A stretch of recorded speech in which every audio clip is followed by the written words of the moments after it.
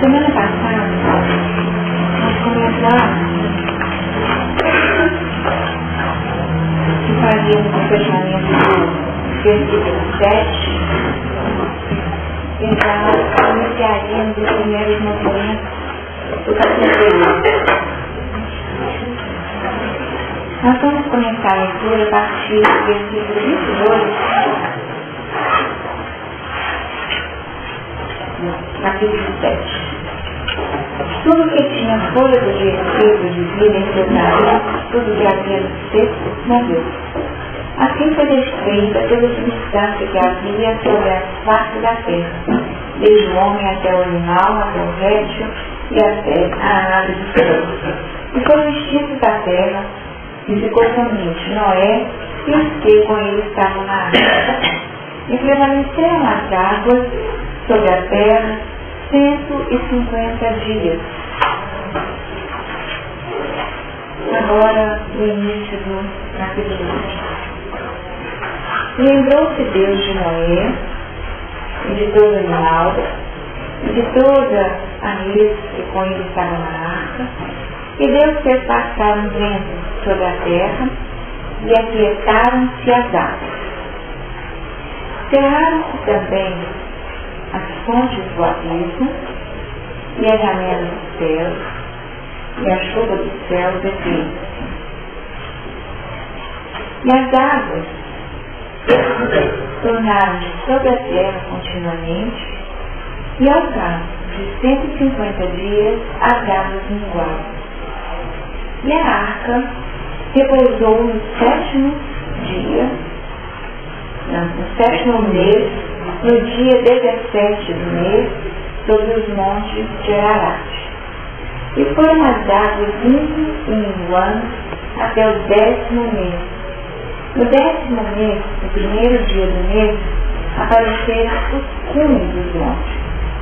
E aconteceu que, ao cabo de 40 dias, abriu Noé a janela da arca e tinha feito. Troca aqui mais um pouquinho. Mais um pouquinho, só para ter a ideia, né? E soltou um corvo e caiu indo e voltando até que as águas se secaram de sobre a terra. Depois soltou uma pomba a ver se as águas tinham minguado de sobre a face da terra.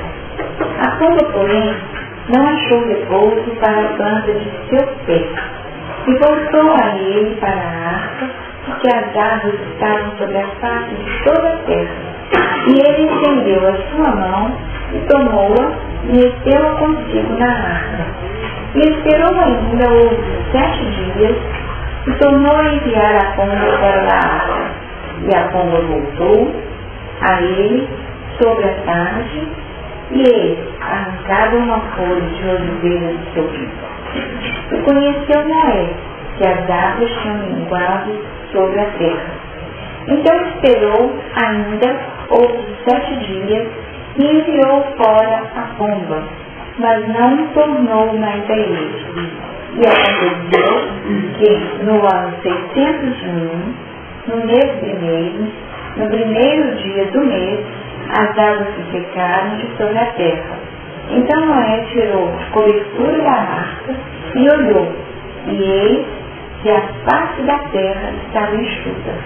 E no segundo mês, aos 27 dias do mês, a terra estava seca. Nós observamos nessa leitura uma série de elementos que são curiosos e nos chamam a atenção. Se nós observarmos a repetição de determinados elementos, ao final do capítulo, nós observamos o tempo de 150 dias,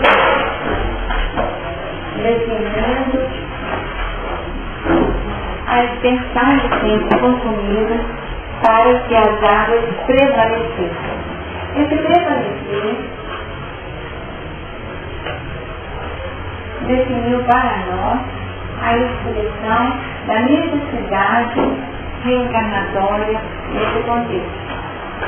Rei, tempo de 50 dias. Nós observamos que esses elementos haveria espaço para algumas avaliações. Poderíamos perceber aqui um momento definido da entidade em mente, se identificasse os meses 170 daquele exercício, mas é o 6. E seis motivos definidos aqui essa necessidade de avaliação.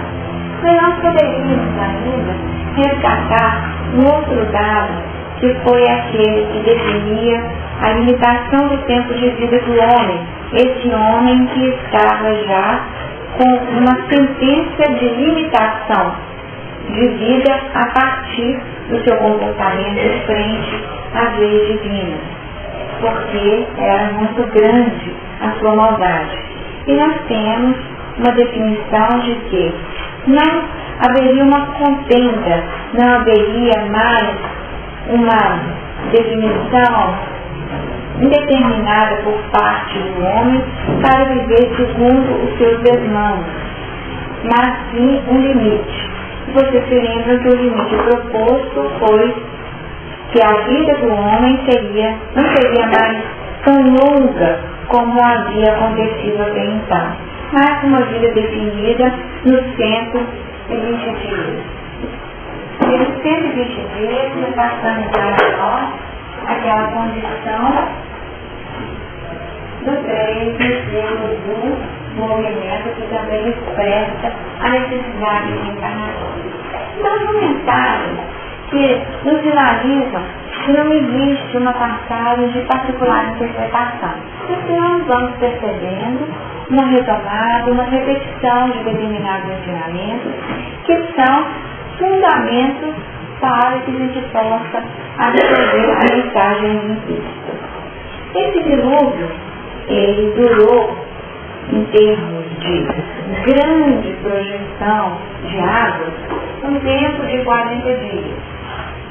Nós entendemos que o quadro fala dessa concretude, trabalhando a soma de experiências que permitem a avaliação no concreto das experiências no plano físico.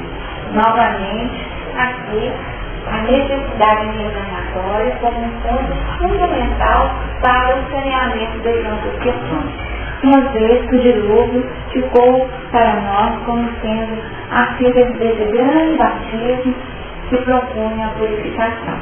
Mas a leitura do capítulo 8 ficaram para nós uma retomada de movimentos que aqui salvam os nossos olhos. Vejam bem, qual foi a duração? As águas prevaleceram e ainda gastou um tempo equivalente para que essas águas fossem se assentando no tempo. E essa retomada fala que tudo aquilo que teve um movimento ascendente teve um movimento descendente. Então nós poderíamos dizer que por 150 dias as águas prevaleceram, por 150 dias as águas foram se minguando, tá? Elas foram se minguando, diminuindo, também em um tempo semelhante. E aqui nós poderíamos dizer que existe um movimento, o nosso ponto de partida, que nós consumimos um tempo na descida e um tempo semelhante na ascensão e na subida. Isso fala da nossa queda e da nossa salvação. Nós observamos que toda a proposta do dilúvio encerra para nós a ideia da salvação. Queda e salvação. O indivíduo que opta por um caminho acaba vivendo um tempo grande de experiência onde a queda prevalece. Mas o grande desafio agora é viver esse plano de recolhimento interno, esse plano de mergulho nas condições mais profundas do ser, para a partir dessa estruturação alcançarmos a salvação. E é uma salvação que não vem rapidamente. que vem o tempo preciso, com uma data. Vejam bem, né, no versículo 3 do 8:13. E as águas tornaram-se sobre a terra continuamente. Né? E ao cabo de 150 dias, as águas minguaram. Então a gente fala assim, mingou, acabou? Não. Foi um movimento, porque ainda existiu uma série de outros dispositivos necessários para que a condição do piso fosse segura. Então não é pelo fato das águas terem minguado, então prevalecerem minguado, nós poderíamos colocar aqui como a dualidade. Mas depois ainda aconteceu mais coisa, né? Porque nesse momento a arca deixou de flutuar, ela repousou sobre os montes de Ararat. Então aqui, após esse tempo, as águas minguando, surge o repouso. Mas o processo reencarnatório, ele permanece. Como que nós observamos que o processo reencarnatório permanece? E foram as águas indo e minguando, o tempo vai passando, até o 10º mês. Depois, ao cabo de 40 dias, tá certo? Então nós temos de novo 40 dias, depois de novo 7 dias, que foi o tempo entre a liberação da pomba e uma nova possibilidade de avaliação do ciclo de tempo. Então nós poderíamos dizer que, a princípio, os 150 dias propostos, poderíamos dizer dos remanescentes das experiências encarnatórias nos mundos de prova e expiações. Como o movimento é tão dinâmico, tão intenso, que a situação se repete dentro desse movimento contínuo como se fosse de rodão. Já a partir de um repouso dessa arca sobre os montes, e vejam bem, sobre os montes.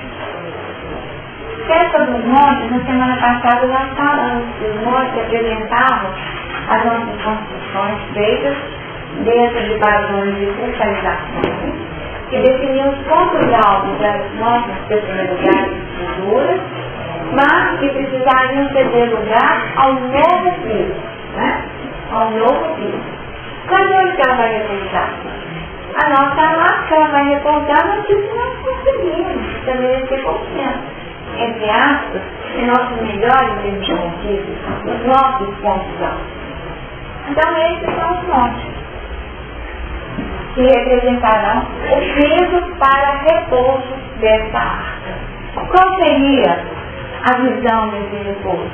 Nossas zonas de conforto, onde eu me sinto seguro, onde eu me sinto à vontade. Não é onde eu tenho meu dom, onde eu tenho minha facilidade. Então alguns têm uma facilidade nas artes. Esses são os montes dessas pessoas.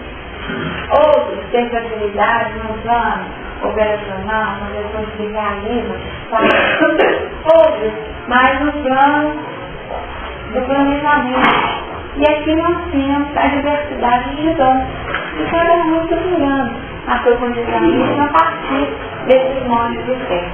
Que será o ponto de repouso dessa arca.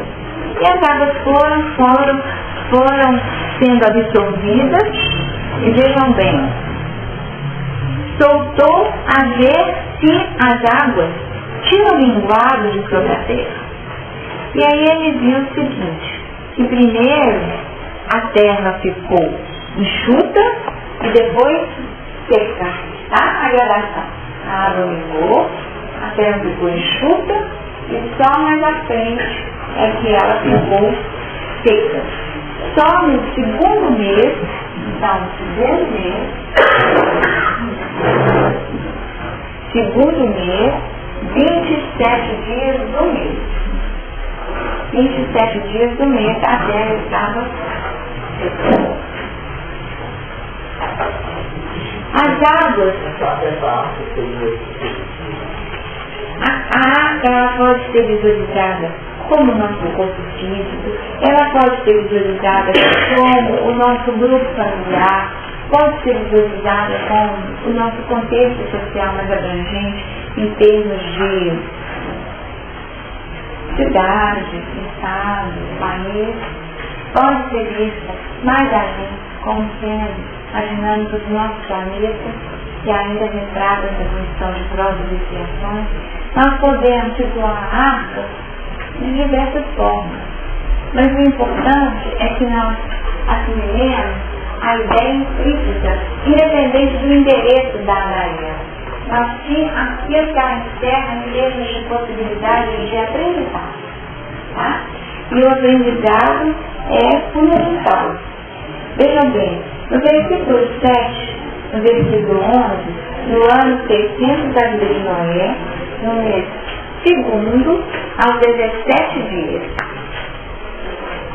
Segundo mês, 17 dias, tá certo?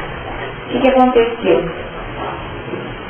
Naquele mesmo dia se romperam todas as fontes do grande abismo e as janelas do céu se abriram, tá? E houve chuva sobre a terra 40 dias e 40 noites.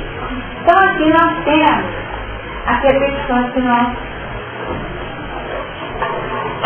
finalizamos. Muitas coisas acabam sendo trabalhadas, né? Em termos de repetição. E sem dúvida, aqui existem mensagens profundas. O segundo mês, já dentro dessa conexão. Esse último ciclo com dias não é a somatória até tudo, não, porque eu estou vendo aí, parece que ele fala 150 no período e Noé vai enfrentar. Mas ele depois repete 40 dias, 7 dias, 27 dias no segundo mês, depois mais 17 dias no segundo mês, não seria essa somatória, não? Para descobrir 150? Aqui, 150 dias, dá quantos meses? 2 meses. Aí não cabe, né? Não, porque teve 40 dias. Não cabe, eu dizer que seria aqui na comunidade, porque aqui gastou um ano, né? Entendeu o que eu quero dizer? Tá? Então teve um ano, então parte de chuva grossa, tá? E aí uma coisa que foi prevalecendo. E as situações se renovando, se estendendo. Da mesma forma, a retomada do movimento. Tá? Então quer dizer, 150, 5, né? Mais 5, né? 10. Onde é que estão os outros 2 meses? Entendeu? Não, mas mesmo que a partir dessa, uma totalidade, então é uma mais de 10 meses? Eles são 10 meses, depois 40 dias. Isso, né? São 11 dias. Então nós temos aqui uma mensagem que não é tanto a questão temporal, mas a ideia dos ciclos necessários. Os ciclos que podem ser ciclos maiores, que têm uma proposta mais concreta, e ciclos que fica para nós, a ideia que fica para nós é que quando existem colocações em dias definindo assim, uma extensão de tempo maior, muitas vezes sai essa possibilidade de reciclagem. Quando nós temos muitas vezes a ideia de 7, no 7, nós já estamos falando de uma proposta de construção mais plena, completa, envolvendo as experiências espirituais e não apenas as experiências físicas. Deu a ideia? Então, quer dizer, a sutilidade aqui, né? Uma sutileza imensa, né? Foi muito pouco tempo. E esperou ainda outros 7 dias. E esperou ainda outros 7 dias. Então não dava para poder já se lançar na experiência física. Era necessária ainda uma elaboração interna, espiritual profunda, para que essa pomba pudesse ser lançada, buscando um vida novo fora do ambiente interno. Então era uma questão muito mais interna do que propriamente uma experiência medida. Tá? Entendeu? Ideia? Esse 7 é muito importante, né? Sem dúvida. Muito importante na elaboração de novos Padrões. Novos padrões. E quando você colocou em um ano é 24. 24 não fica completo. Então, ele deve esperar então de tempo completo para poder estar pronto. A ideia é dessa completeza mesmo, dessa medida que é uma referência para nós, né? Quer dizer, as coisas não acontecem no dia seguinte, elas consomem um tempo de elaboração muito grande. Porque no nosso imediatismo, o que nós gostaríamos que acontecesse? Que nós tomássemos posições novas e a partir dessas nossas mudanças, que nós tivéssemos um padrão de coerência no nosso comportamento, não é? E a proposta da arca define exatamente o contrário. Não foi porque, ele já era justo mesmo, né? Já era o melhor, não é? Já era o melhor da época. Mas mesmo sendo o melhor da época, mesmo tendo passado por uma experiência que foi de se lançar no fluxo das águas, que nós já falamos, tanto das águas que puxam, que seria a condição daquilo que emerge, como também daquilo que vem de cima, as experiências que renovaram e a estrutura deles ainda demandou um tempo maior de recolhimento. Não dava para sair só com a água no guarda. Precisava ter um piso seguro fora. Não dava para se lançar. De repente, com a terra só enxuta, então fala assim, só didaticamente, né? A terra já enxuta, mas o piso ainda pode ficar escorregadio. Ainda vai escorregadio. Então, na hora que pusesse o pé lá fora, o que aconteceria? Poderia realmente escorregar e cair de novo, né? Dentro de um padrão que não era mais a sua proposta interna, enquanto não é. É tanto que ele viveu um repouso inicial onde? Um repouso interno, dentro da própria alma, né? Porque o nome é repouso, gente, não é significa repouso. Então, a arca repousou sobre os montes, né? Então, ela repousou dentro do seu próprio espírito, apoiando-se nas suas construções para a igreja. Então, existe um momento de projeção, no ser, onde nós flutuamos num período diferente, mas que ainda não é conquista. Ainda não é conquista. Quando, para a nossa realidade, né? Para a nossa realidade. Às vezes nós vamos num evento, e o evento é preparado com tanto carinho pelo plano físico, né? Tanto carinho pelo plano físico, como também pelo plano espiritual. Aí no final a gente tem aquele presente espiritual, né? Aquela mensagem maravilhosa de desejo, aquela coisa, quem não chora, né? E ativa uma sensibilidade profunda no nosso corpo. Gente, mas que é isso? Né? Que está acontecendo comigo? Mas será que esse já é o meu piso? Esse ainda não é o meu piso, tá? Então essa condição promovida pelo contexto ainda não representa conquista, tá? Então a questão para Noé era conquistar o piso de repouso internamente. Por isso você pode ver especialmente alimentando esses bichos, cuidando desses bichos, né? Deixando nos lugares adequados, mas sem ter em qualquer instante a ideia de matar o bicho, né? Que nós já comentamos. A ideia não é matar o bicho, mas situá-lo dentro do contexto próprio. Tá bom? Bom, então passamos aqui essas linhas gerais, elas são curiosas e fica aí para nós. Então vamos começar agora o trabalho propriamente dito do capítulo 8. E lembrou-se Deus de Noé e de todo animal e de toda a res que com ele estava na arca. E Deus fez passar um vento sobre a terra e aquietaram-se as águas. O tempo passou, era o tempo suficiente. E o versículo 8 começa com o verbo menino curioso. Lembrou? Será que Deus tinha esquecido? Né? Será que havia acontecido uma ocupação que desocupou a atenção de Deus? E o quê? Esquecido, será que é isso? Esse é um caso para nós, né? Esse é um caso especial, né? Porque a gente às vezes sabe, nós não sofremos, mas Deus esqueceu de mim, né? E não fala disso, tá? Então a colocação não é teve esquecido e lembrou-se, não, né? E lembrou-se.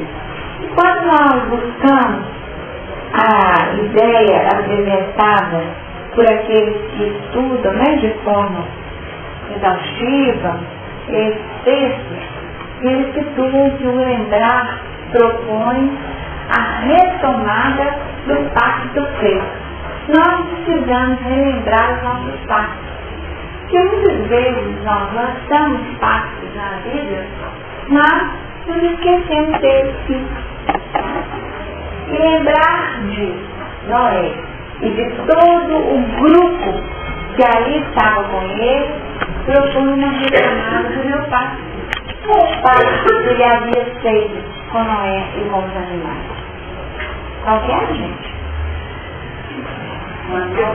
Vocês esqueceram? Uma nova. Era um pacto de vida, não é? Era um pacto de vida, não é? E será que viver fechado na arca era o pacto de vida proposto? Ou era só uma etapa? Uma etapa, né? Uma etapa. Então, era a hora de promover a vivência daquele pacto. Nós aprendemos que no 7, no 23, né? 23 não, 22. Tudo que tinha fôlego de espírito de vida em seus narizes, tudo que havia no seco morreu. Tudo que havia no seco morreu. De novo o seco, né? Aquele seco, aquele espírito abriu espaço para uma outra apresentação da realidade de vida. E aqui, então, lembrar-se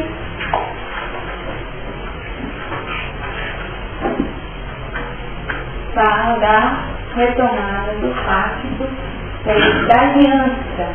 da aliança feita entre Deus e Noé. Noé que obedeceu e, portanto, precisava agora ter o pacto conduzido de forma efetiva. Lembrou-se não apenas de Noé, mas de todo animal. E aí sim fez passar o quê? Um vento sobre a terra e aquietaram-se as águas. Quando nós estudamos, se nós fizéssemos um miudinho aqui com esse versículo, nós pensaríamos que palavras aqui saltam os nossos olhos como uma expressão nova. E lembrou-se, Deus de Noé, e de todo animal, de toda esse que foi estar na arca. Deus fez passar um vento, né? O vento chama atenção, não chama? Chamou o vento? Então o vento como uma condição necessária aqui. Mas eu fico observando, vento com água não dá certo. Vento não dá maremoto, dá negócio todo. Então, olhando para a casa, estavam parados. Não parou de subir. Depois Deus entrou, passou o vento. Então, aí que vai dar, ele vai ter que ir todo mundo. E aí eu estou trazendo para o bar para o filho, né? Então, aí não precisam dizer isso. Mas como ali a questão simbólica de outra ordem, e nós vamos observando que a mensagem tem outro conteúdo. E qual é esse conteúdo? O vento não é vento. O vento não é vento. Então vejam bem, tudo que tinha fôlego de espírito de vida em seus narizes. que é pelo nariz? Ar. Vento é ar em movimento? Então, ar. Né? Vento é ar em movimento. Então o vento tem a ver com esse ar. Então aqui nós estamos falando de quê? Nós estamos falando de espírito de vida. Espírito de vida. Então o vento fala de espírito de vida. Tem que ir fechando uma coisa com a outra, né? Já que haja uma linha de raciocínio fácil, mas que seja coerente. Então, o que nós podemos dizer? Seriam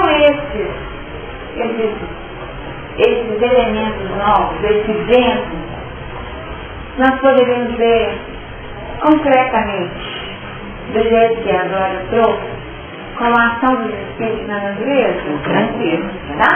Então, podemos falar aqui, fazer um estudo nesse versículo sobre a influência dos espíritos na natureza. Aqueles que atuam acalmando os fenômenos da natureza. Não poderíamos? Então, atuam os espíritos pela natureza? Sim. Sim. Tá? Até semente. Trazendo novas sementes. Trazendo novas sementes. Mas o que eles fazem? Os espíritos na natureza. Nova criação, né? Nova geração de novas estruturas. Novas estruturas. E o que eles fazem para que haja uma vida mais tranquila? Equilíbrio, Trazem um equilíbrio, né? Eles trazem um equilíbrio, eles trazem uma condição tal que o indivíduo possa viver a sua experiência de forma mais segura. Então, eles são elementos mantenedores da segurança. Só que a ação nem sempre é objetiva, tá certo? 272. No livro, né, o livro dos Espíritos, aqui nós temos a ação dos Espíritos nos fenômenos da natureza. 533. São devidos a causas fortuitas ou ao contrário? Tem todos um fim providencial os grandes fenômenos da natureza, os que se consideram como perturbação dos elementos. Perturbação dos elementos. Tudo tem uma razão de ser e nada acontece sem a permissão de Deus. Então a permissão de Deus está aqui, que o lembrou-se, né? Lembrou-se e permitiu para que o pacto fosse realizado. Objetivam sempre o homem esses fenômenos, às vezes tem como imediata razão de ser o homem, na maioria dos casos, entretanto, tem por único motivo o restabelecimento do equilíbrio e a harmonia das forças físicas da natureza. Então vejam bem, foi feito o saneamento em termos de habitantes e a natureza ficou entregue à ação da lei de distribuição, como nós comentamos. Portanto, para que a vida fosse retomada dentro daquele curso proposto a partir dessa vida nova, existe agora esse novo componente que tem por único motivo o restabelecimento do equilíbrio e da harmonia das forças físicas da natureza. Letra B. Concebemos perfeitamente que a vontade de Deus seja a causa primária nisso como em tudo. Porém, sabendo que os espíritos exercem ação sobre a matéria e que são os agentes da vontade de Deus, perguntamos se alguns dentre eles não exercerão certa influência sobre os elementos para os agitar, acalmar ou dirigir. Então veja bem, para acalmar, né? Mas evidentemente nem poderia ser de outro modo. Deus não exerce ação direta sobre a matéria. Ele encontra agentes dedicados em todos os graus da escala dos mundos. Então nós temos aqui aquele componente que determina tudo o que a gente aprende. Que Deus cria, né? E os espíritos fazem. O fazer, o operacional, então mãos de Deus seriam as mãos dos espíritos co-criadores. E aqui nós temos a raiz de toda uma percepção mitológica construída mesmo, uma personificação desses elementos na construção dos mitos. 537 que fala desses mitos. A mitologia dos antigos se fundamentava inteiramente em ideias espíritas, com a experiência de ter considerado os espíritos como divindades. Representavam esses deuses ou esses espíritos com atribuições especiais. Assim, uns eram encarregados dos ventos, outros do raio, outros de presidir ao fenômeno da vegetação, etc. Semelhante crença é totalmente destituída de fundamento, quer dizer, Kardec estava no raciocínio e pergunta para a especificidade. Está correto esse raciocínio? E a resposta, tão pouco destituída de fundamento, que ainda está muito aquém da verdade. Poderão, então, haver espíritos que habitem no interior da Terra e presidem os fenômenos geológicos? Tais espíritos não habitam positivamente a Terra, presidem os fenômenos e os dirigem de acordo com as atribuições que têm.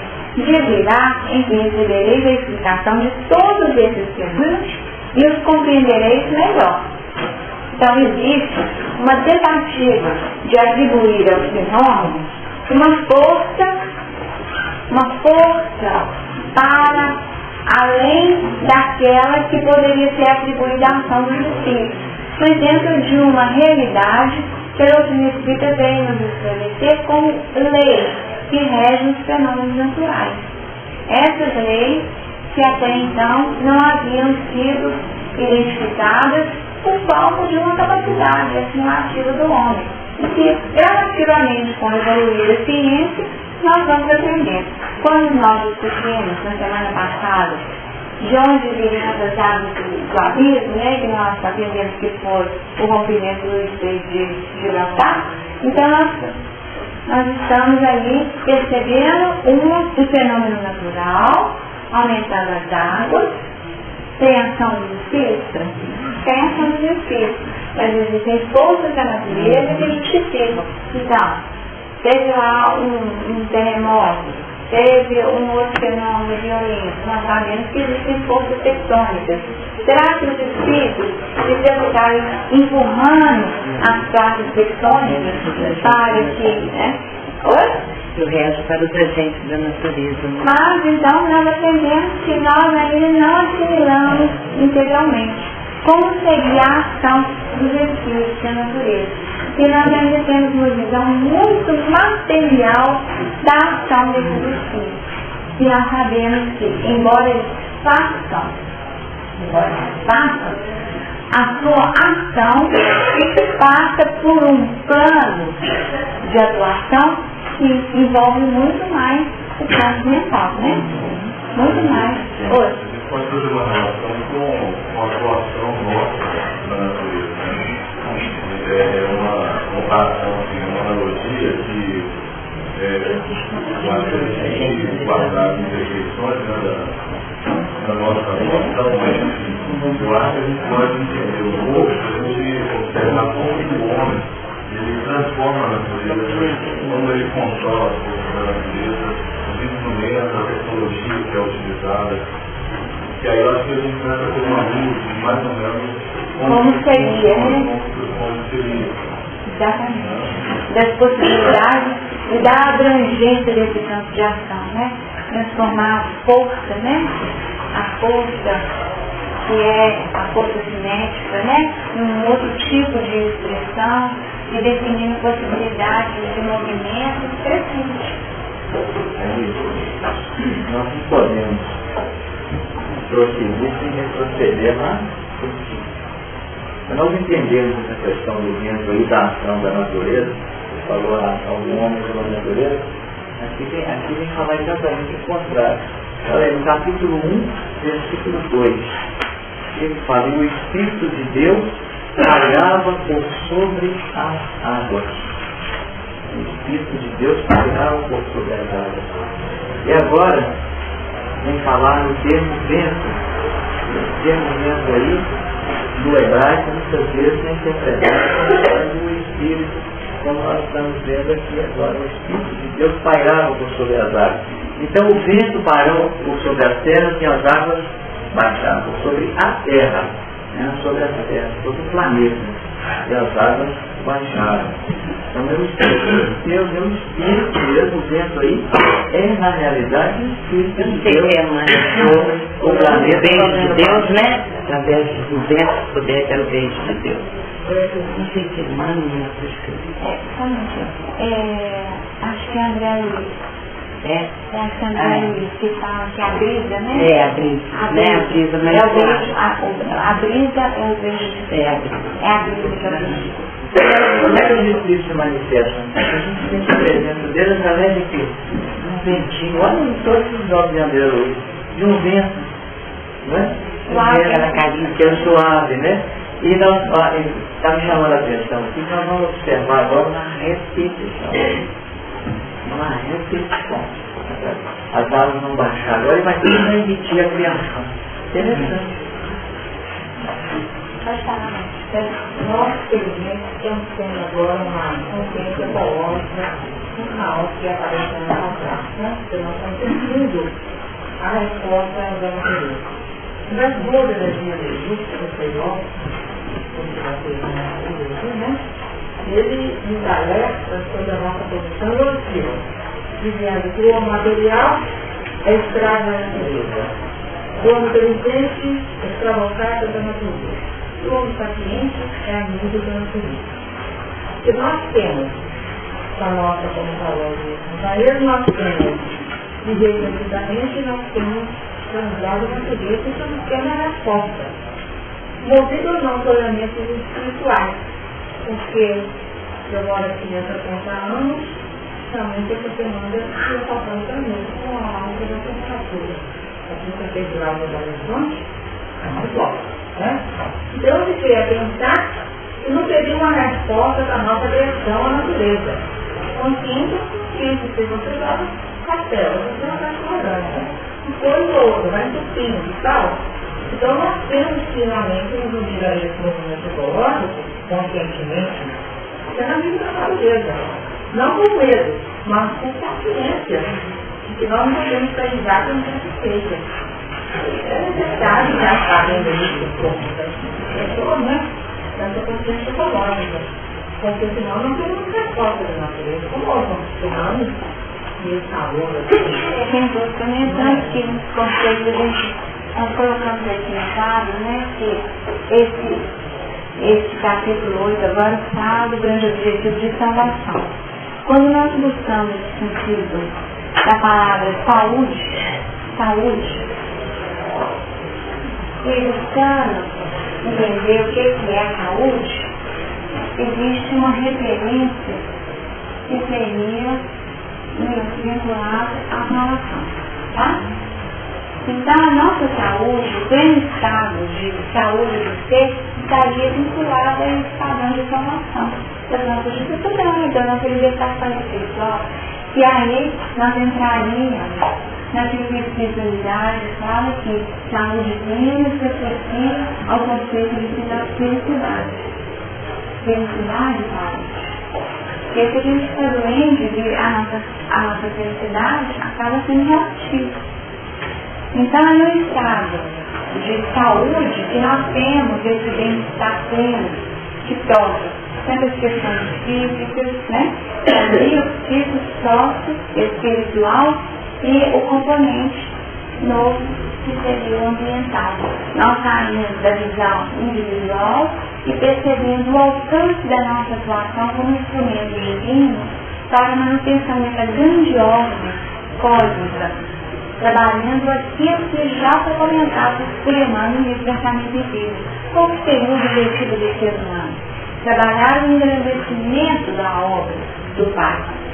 Trabalhar harmoniosamente com a natureza é salvaguardar a condição plena de vida, engrandecendo a criação. Sem dúvida. Agora, nós estamos falando de criação, o livre gênero. E a criação é essa. E como foi trabalhado no princípio que criou Deus, os céus e a terra. Mas como que era a terra? A terra era sem forma vazia. Não tinha luz, né? E onde que Deus se movia? Deus se movia sobre a face das águas, definindo para nós como elemento primordial o quê? Água. Então as águas, como um componente primordial, E de novo, plural, né, gente? Das águas. Face das águas. A arca flutuava sobre a face das águas. Certo? Então existe uma criação em plano maior, que é a criação do planeta, e existe uma criação em plano menor, que é a do nosso mundo mesmo, certo? Em plano menor. E também caminhando sobre a face das águas, aquilo que é o nosso físico. Muitas vezes, onde no nosso estudo do Evangelho, foi definida aquela passagem da pesca maravilhosa. A pesca maravilhosa abre um questionamento muito interessante para nós. Porque a passagem fala de um momento quando Jesus chega na praia, tá? Encontra ali uma grande multidão, os pescadores estão aí lavando as suas redes, se preparando lá para receber o instrumento de trabalho, lavando aqui, para guardar, né?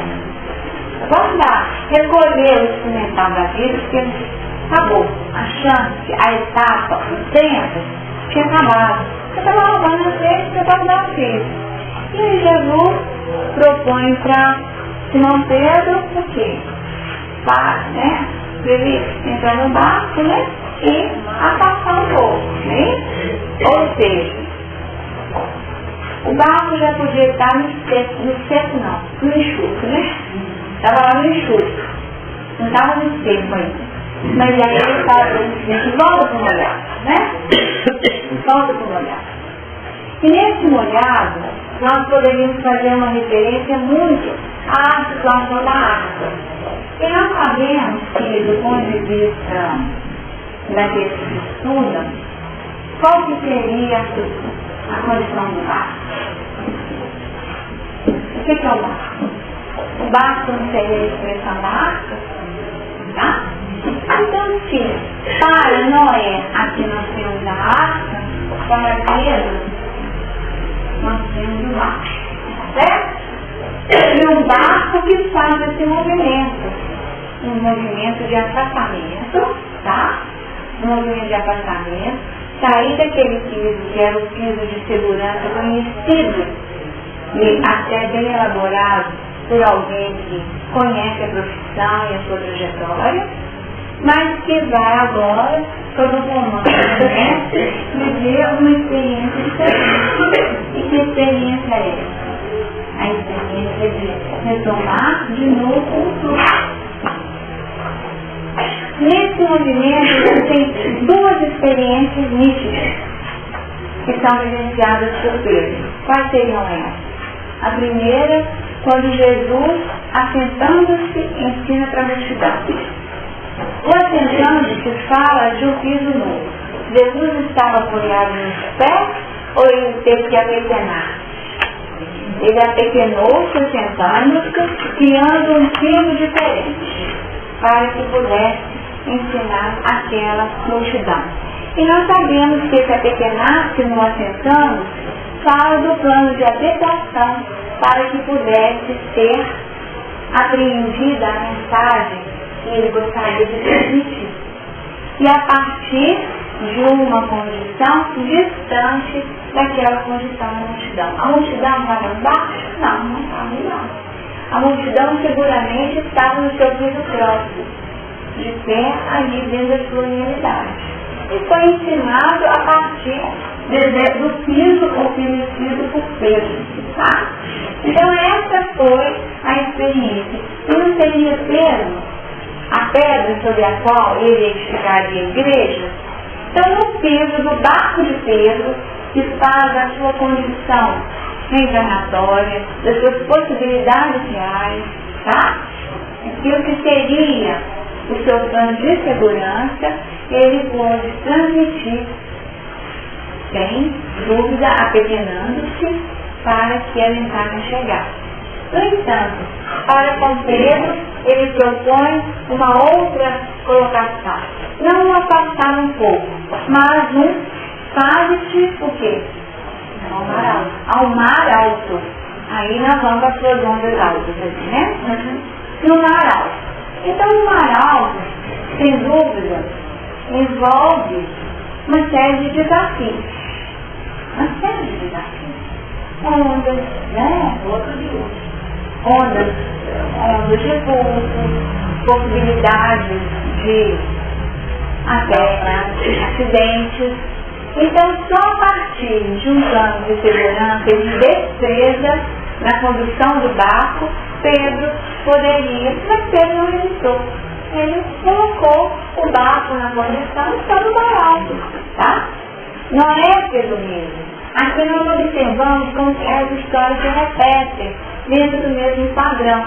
Tipo assim, não aprender com Noé, vamos aprender agora com outro personagem, com outra experiência. E assim nós temos.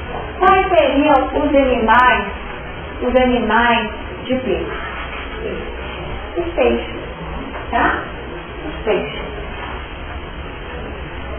E o que é o peixe? Na expressão da vida espiritual.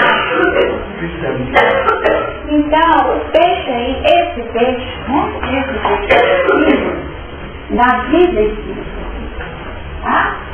Então, a proposta dos animais de Pedro seria essa condição. É trabalhar a absorção de um alimento diferenciado. Se os animais da arca estavam ali, animais puros, que nós aprendemos que os animais puros eles precisam para quê? Para sacrifícios, como oferendas, eles eram comestíveis. Então, os animais puros estavam em maior número na arca. Então, muitos serviram de alimento para nós. Na experiência de Pedro, os peixes representavam a possibilidade do alimento físico e do alimento espiritual, que era um desafio da existência, como Deus sabe. Então, vivo, mar alto, ondas revoltas, dificuldades de condição, mas também possibilidade de êxito se for feito segundo as orientações do mestre. Essa é a condição do mestre interno.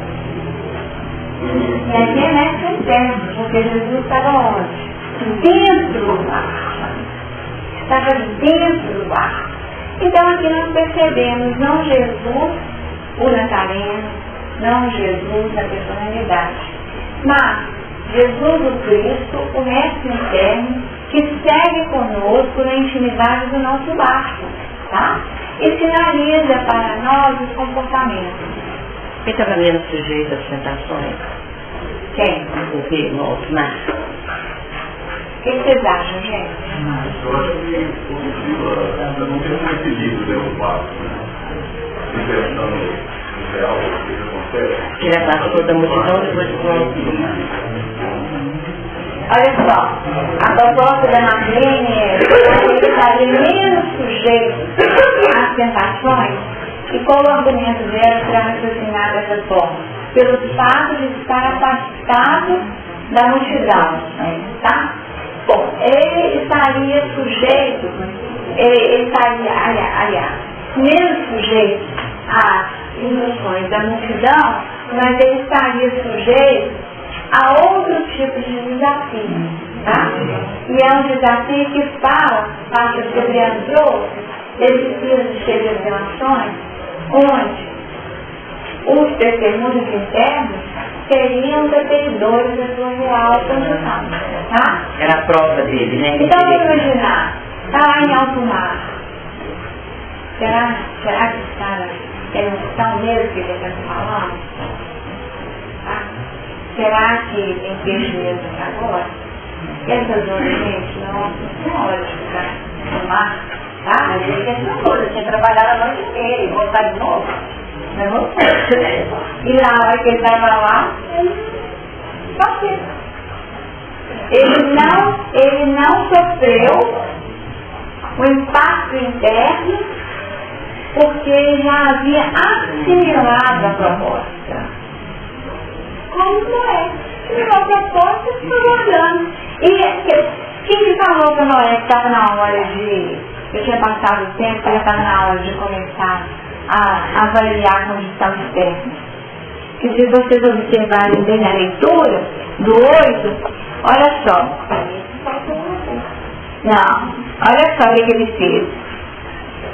Primeiro, ele abriu a janela. Quem que abriu a janela foi ele. E aqui, ó, no versículo 6. Ao cabo de 40 dias, abriu Noé a janela da arca que tinha feito. Então ele abriu a janela. Foi a primeira providência. E o que tem a janela? Não, simbolicamente, o que nós aprendemos de janela? A janela não seria a expressão do plano superior, do super Deus, na arca. A janela seria a posição mais superior que recebe as induções do homem, um plano inspirativo, né? Ele esperou o tempo, dentro de uma concretude natural, e falou, e agora? Então agora deixa eu abrir a janela para ver o que vem para mim, tá? E é a partir da janela que eu posso ter alguma diretriz.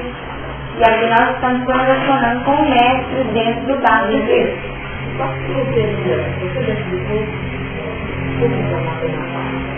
Qual que é a etapa do povo da gente? Vocês estão falando do povo que não tem uma forma. Seria uma abertura da realmente, uma coisa não muito confiança? Não, o como vai e volta, muitas vezes, parece, dá ideia, tá?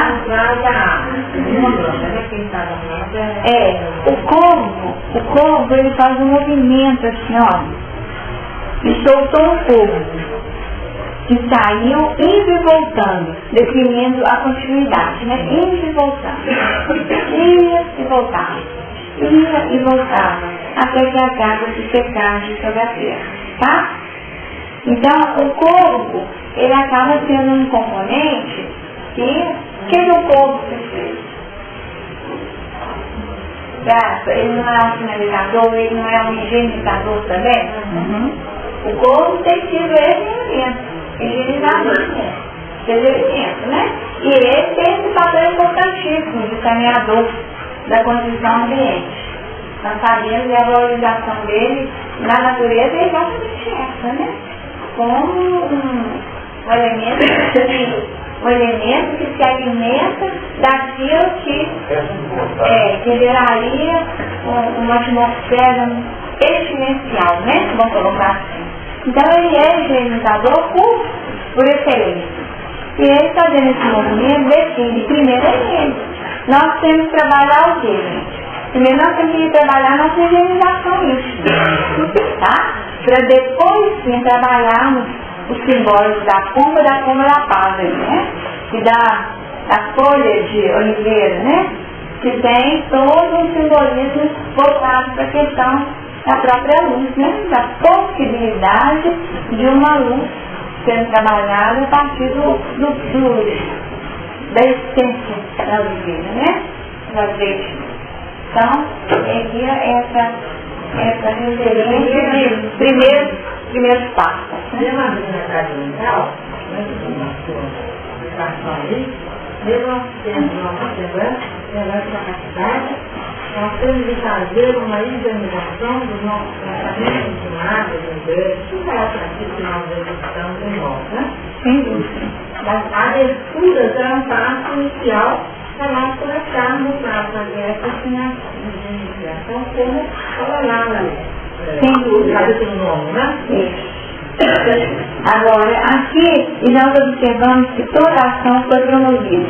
No início, quem fechou por fora foi Deus. Agora, todo o campo operacional é realizado pelo próprio Noé. Ele abre janela e olha só. E depois, ele que abre também a arca, tá? Ele que abre a arca, vocês vão achar que onde está isso. Achei pra mim, deixa eu procurar. Mas ele também, ele descobre a arca, tá? Então, ao descobrir a arca, aqui, no 13, então Noé tirou a cobertura da arca e olhou, e eis que a face da terra estava enxuta, tá?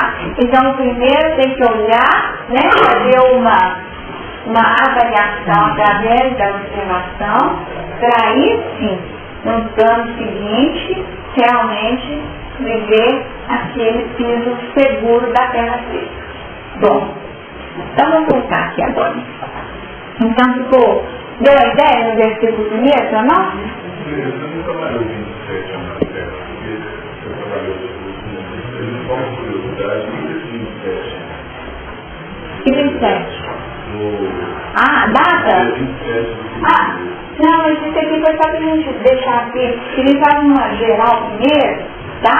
Para poder perceber os pontos que se repetem. A gente interessou vários números aí, 27. Só por curiosidade. Tá.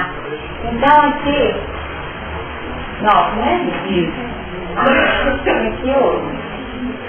O que está mais perto da concretude? Da completude? O 8 ou o 9? 9. Da completude? É o 9. Né? E seria o máximo, tá certo? Aqui nós temos o início do processo. Aqui já definimos um encontro assim, tá? Então estamos acima também dessas expressões, tá? Então aqui nós já teríamos, o piso é novo, está numa oitava superior. Está numa oitava superior já mesmo. A realidade dele já é outra, tá? Tanto que quando o Pedro volta para a praia, essa experiência de Pedro foi uma experiência externa, não foi? De assimilação da graça, não foi? Ele sabia alguma coisa? Do que onde é que estava o jardim? Não.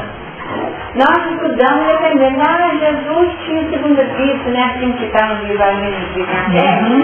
Segunda vista, e a gente estuda como fatos extraordinários da vida de Jesus, né? E essa trabalhar esse espírito de mediunidade de Jesus. Se nós estudamos dessa forma, aí quer dizer, Jesus passou o olho e viu onde é que tinha um vazio, né? Então, não tinha nada de extraordinário, de milagroso. Então nós temos aí leis da natureza. Ou então, de repente, teve lá uma telecomunicação com os espíritos que coordenaram, nós tínhamos ver os peixes, não precisou nem olhar, né? Temos ver os peixes, eles são espíritas, né? Então, quer dizer, nós podemos trabalhar que nós já temos esse acervo de informações que nos chegaram com uma revelação do mundo espiritual, que sinaliza para nós um entendimento para sair do terreno do milagre e cair na ordem dos espaços naturais, dos espaços da própria vida. Então, Pedro saiu dessa experiência só com peixes materiais, ou ele saiu fortalecido na sua fé? Te farei pescadores. Então, quer dizer, foi uma experiência concreta que ficou incrustada na intimidade de Pedro. E que, apesar de tudo, né, gente, vocês imaginam, né? Ele veio, e mesmo tendo vivido tudo isso, o que ainda aconteceu com Pedro? Mas para a gente perceber a nossa fragilidade, né? Nós temos que ver o tamanho da nossa fragilidade. Quer dizer, se acha que vai dar conta, se até acha que vai dar conta, não é administro, né? Administro, vou conduzir e tal, eu já tenho um patrimônio para isso, porque se a gente administrar tudo super bem, não existiriam quebras em reciclagem. Você concorda? Não teria o desafio do ser, não teria nada disso, né? Porque aí seria modo contínuo, né? Você vai, só vai dar certo, né? No entanto, não é assim. Nós temos uma série de ganhos, de conquistas, mas que o automatismo ainda fala. O que mais que Pedro fez? Ele imaginar com Jesus. Pedro viveu João, Tiago, tudo, mais né? Os três viveram tudo e mais alguma coisa, né? Porque mais alguma coisa que não foi registrado, né? Para nós aqui, viveram tudo. Transfiguração, né? Oi? Até isso. Então nós observamos na hora da verdade o que acontece.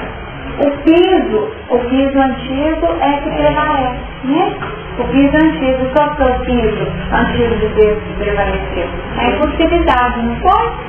Foi a impossibilidade dele de prevalecer. E ó, vamos lá, impossibilidade e violência. Quis ganhar a situação como? Né? Na violência. Ali, né? Tirando, né? Agredindo fisicamente, né? Um elemento que estava inserido num contexto que não tinha nem o que fazer, né? Estava ali sujeito a outros homens, né? Então nós temos nessa experiência toda uma série de desafios que podem ser correlacionados, porque só assim o Velho Testamento crescerá aos nossos olhos. Por quê? Porque se nós não tivermos essa referência de que são modelos apresentados no Velho Testamento e modelos que voltam a ser representados no Novo Testamento, com um conteúdo similar, nós perdemos o Espírito, tá? Esse é o Espírito. Porque senão nós vamos ficar só discutindo questões materiais. No estudo aqui, a questão do 9. O 9, na condição humana, fala de quê? 9 meses, não fala? Não é um tempo gestacional normal? Então, o que foi gestado? A nova criatura, tá? O novo homem, o novo foi gestado, tá certo? O novo foi gestado, esse novo Noé, esse novo homem, esse novo modelo de humanidade que precisará se apoiar não mais nos seus vales, né? Não nos seus vales, mas sim nos pontos culminantes, tá? Das nossas conquistas, tá? E aqui nós estamos falando de conquistas e não mais de cristalização, tá? Aí nós saímos daquilo que nós vimos, que foi necessário viver a experiência reencarnatória para limpar e acalmar as cristalizações. Que foi como nós estudamos os montes no capítulo anterior. Essa gestação aí, mas é aquela gestação se virar. Evolutivo, ainda eu posso voltar para o velho. Oi, já estou pulando. Olha, o novo piso existe. O novo piso existe. Mas o fato de existir um novo piso não significa que as conquistas foram plenamente efetivadas. Porque os animais estão conosco. E fez uma demonstração disso. Quando é, então, quer dizer, nós estamos sujeitos a voltar. E qual que é a resposta? Nossa igreja foi irada, perguntando 3 vezes o que é isso, vamos assim dizer. A volta aí, ó. E vira pra ele e fala assim, sabe o que te amo, né? Mas assim, você pra mim, tá? Sabe o que te amo? Que pergunta que é essa, né? Que pergunta que é essa?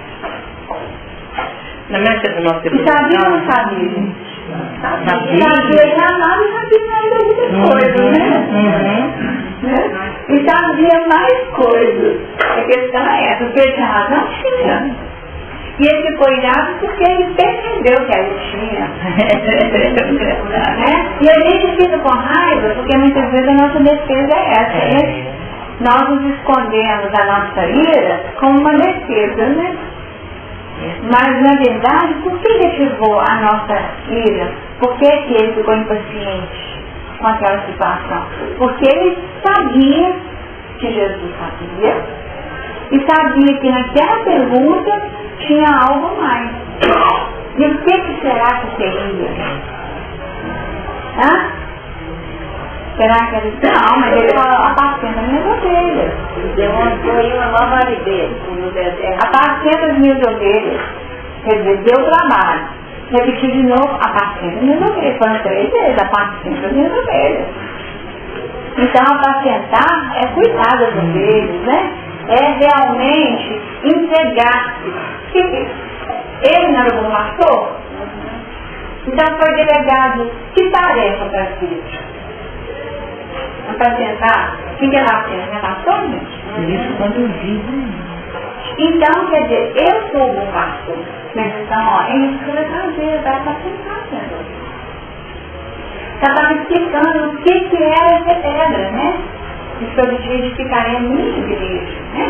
Então nós vamos percebendo como foi profunda a proposta repassada para Pedro, né? E que infelizmente muitos aspectos se perderam no tempo. Mas a grandeza da proposta é inegável, né? Uma proposta majestosa, a palavra, né? Majestosa, divina. Então, Quer dizer que na marcha da nossa evolução nós não retrocedemos, mas vem as dificuldades de cada piso. É isso? ao amor. Nossas quedas, porque são novos desafios, né? Eu não sei, muitos talvez não estivessem aqui no dia quando nós comentamos a congelação das águas e falamos das águas, da dualidade das águas e fizemos um paralelo com a parábola do joio do trigo, né? E ao finalzinho, acho que Maria não estava aqui no dia não, ao finalzinho nós comentamos que Emmanuel, ao trabalhar o versículo, quando já está em mole e atirar de fogo, né?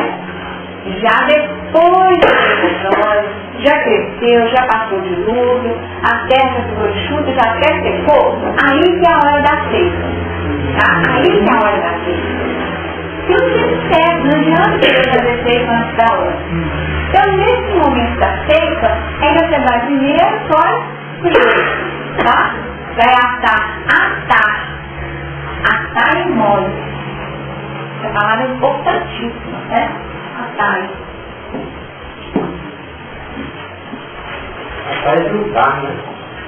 E amarrar. Então, larga tudo, não. Junta tudo, amarra em mole e vai pro fogo. Então é um batismo diferente, né? Diferente do batismo da água. Então o que nós vamos fazer com as nossas imperfeições? É isso aqui, ó. Atar. Nós temos que atar e queimar. Que aí é a purificação mais profunda, né? E Emmanuel comentando, fala o seguinte, que as nossas dificuldades, elas não vêm isoladas, nem moles, nem nada. Vem embora, vem no que Emmanuel fala. Ele diz, nossa gente, que canseira, mas eu já vi, eu falei, gente, o que é isso? Tem uma coisa, tem outra, tudo junto de uma vez. Quer dizer, né? Quer dizer, teve aquela chuva, quebrou o vidro da casa, aí chegou em casa, o marido tinha perdido emprego, o filho está com febre, né? Aí teve a notícia de que o mundo está em crise econômica. Então, coisas que são da ordem pessoal e coisas que são de ordem mais geral. Né? Quer dizer, que não tem nem como. Isso que é de nós, né? Você fala dessa caia, solar, né? A caia também, porque já viu uma correção, né? E o que aconteceu com o Rafa? Mas em termos, ele não tinha optado pela morte? Ele tinha optado pela morte. Ele vamos colocar, ele do rapaz, né? Ele estava totalmente arrasado, ele estava todo paralisado, né? E na verdade ele precisava voltar à vida. Mesmo tendo dificuldades, não dava para ficar não, paralisado, não, tinha que voltar para aqui. Quando você se deixa influenciar pelo seu lado sombra, vamos dizer assim, nós podemos ficar engajados E muitas vezes, o que acontece? Quando nós atamos as nossas dificuldades, nós estamos limitando as nossas ações. Então, imaginemos uma pessoa extremamente vaidosa, sabe? Extremamente vaidosa. E aí eu estou falando da vaidade estou falando de vaidade, de virtude, não. Já pode ter vaidade que se prepara para poder não agredir o outro. Nós podemos ter aspectos positivos na vaidade também. Eu estou falando da vaidade extremamente vaidosa. Para essa pessoa que está preocupada em cultuar e cultivar a autoimagem, o que ela faz? Ela se esmera, não esmera? Porque ela não pode ser pega, né? Porque como ela vai ser pega? Então ela se esmera em tudo que faz. Tudo faz perfeito, né? Praticadíssimo. Isso tem ideia para a sociedade, gente? Claro que tem. Só tem. E a sociedade, claro que tem, ué. A sociedade ganha muito com os nossos vícios. Tá? Então, o clássico, quando tem distensão numa casa espírita, aquela incompatibilidade de ideias, tá? O que acontece? Sai tudo que fez, não é? Você viveu na sociedade? Você viveu na sociedade, sim? De alguma forma, é o veritável, né? Deus diferencia por uns sócios, né? Então, isso aí define o seguinte, que embora, né, nós estejamos cheios de joio ainda na nossa intimidade, tá? Até esse joio, ele pode funcionar como um componente ainda natural, ainda, tá, gente? Ainda natural de evolução. Tá? Aí você tem que ter junto. Por isso que é ter junto. Agora, ele não pode definir a nossa condição de vida, né? E porque quando define condição de vida, aí acontece o que aconteceu com Pedro, tá? Que deixou totalmente solto.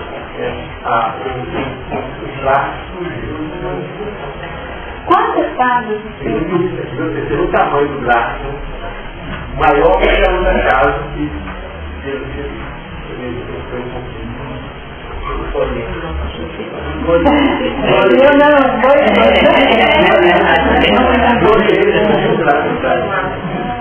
Entendi, mas tá vendo? Gente,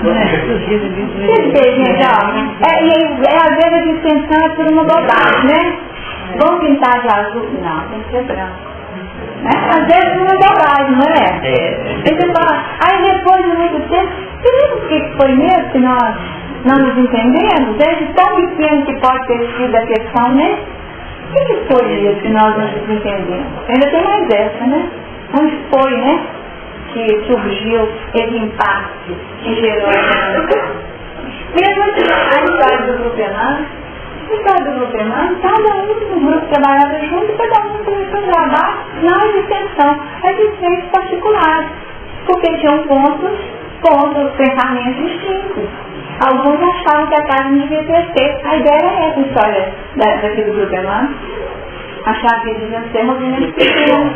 A que forma as pessoas trabalham? Então, quer dizer, Sobral ficou trabalhando mais na casa dele, seu Leão ficou trabalhando mais numa frente diferenciada, cada um com suas linhas de pensamento e assim com seus interesses em termos de conteúdo mais particularizados, né? É tanto que o seu Leão falava assim, lá que eu fiz aquele desenho, né? Dos 150 que sobe, né? O seu Leão falava o seguinte, daqui pra cima, né? Daqui pra cima, você aprende lá com nós. Agora, não, por isso. Então, não é nem intenção, quer dizer, nós vamos trabalhar de forma diferente, né? Então, aí, quer dizer, nós vamos percebendo. Então, nós temos esses desafios. Agora, o que estava por detrás disso, eles não sabem, né? Nós não sabemos o que estava por detrás disso, porque cada um sabe de si, na intimidade do seu coração, é mesmo? Em termos, uns definindo que a instituição não deve ser a linha de condução do espiritismo, outros achando que não, ao contrário, porque a doutrina tem que seguir aquilo que Kardec propôs dentro de uma constituição do espiritismo, seguir. São formas, né? E nem por isso deixa de dar a sua contribuição, né? É isso que é importante.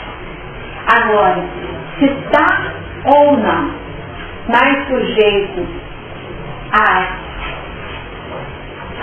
aos testemunhos, aos desafios, isso é de cada qual, né? É de cada qual. Porque só Pedro sabia o tamanho da impossibilidade dele, né? E por isso que esse foi impaciente, né? Esse foi impaciente, sabia por que ele estava impaciente. Então, gente, ó, o tempo caindo, nós vamos comentar só um pouquinho aí do 2, né?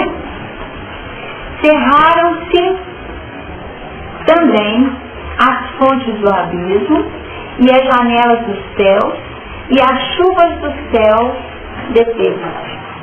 Então, gente, aqui nós comentamos que houve uma ação no elementar etéreo, no vento, o espírito de vida que passou sobre a terra, né? Atuando através das próprias entidades, acalmando a terra. Mas isso não era bastante para definir o novo tempo. Outras medidas eram necessárias. Então era necessário chover. Se continuar chovendo, se continuar liberando a água dos abismos, como que ia sustentar uma condição transformada? Então aqui nós temos um chamamento de reflexão. Não dá para poder ficar deixando tudo do mesmo jeito. Então tem hora que é de abrir janela do céu, de abrir abismo, tem hora que é de fechar. Essa tentativa que nós temos de manter tudo do mesmo jeito, sem ações efetivas, não vão resultar no êxito. Então foi trabalhado o elemento etéreo, o vento, e assim foi trabalhado o movimento que foi o fechamento das águas.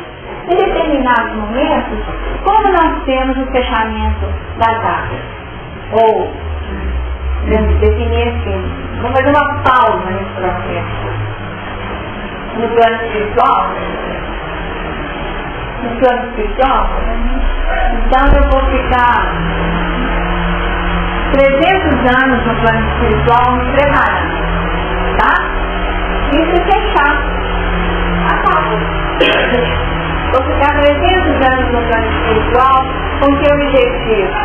Vou ficar estudando o Evangelho 300 anos no plano espiritual para ver se quando eu me encarnar eu venho com uma bagagem um pouquinho melhor, para que quando determinados aspectos surjam na minha experiência, eu possa ter uma leve reminiscência sobre isso.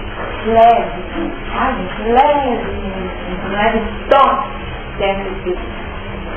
Então são os componentes da misericórdia em favor do nosso crescimento. São muitos os elementos. Não apenas a presença daqueles que vêm como o vento, seria a expressão da misericórdia, né? Naquele tá? Quase que domesticando as águas, né, gente?